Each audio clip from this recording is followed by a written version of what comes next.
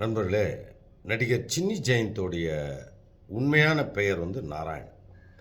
அப்போ நான் ஒரு தெலுங்கு படத்துக்கு ஒளிப்பதிவு செய்யறதுக்கு ஒப்பந்தமா இருந்தேன்.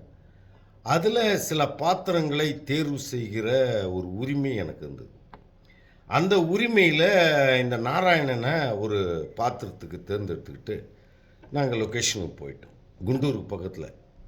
அங்க போயிட்டு நானே இந்த தம்பிய ஒரு சிகை அலங்காரம் செய்ற ஒரு கடைக்கு கூட்டிட்டு போயிட்டு, இவ்வளோ தூரம் மட்டும் முடிய விட்டுட்டு, இதெல்லாம் சுத்தமா வழிச்சிருங்கன்னு சொல்லிட்டேன்.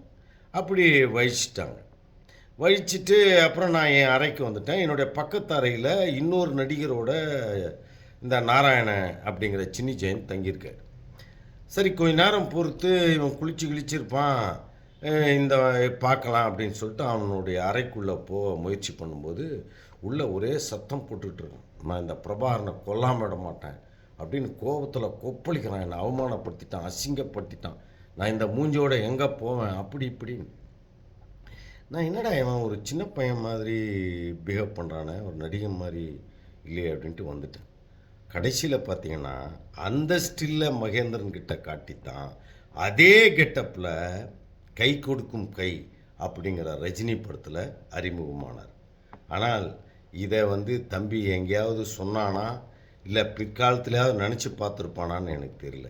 சினிமாக்காரர்களுடைய வழக்க பழக்கம்.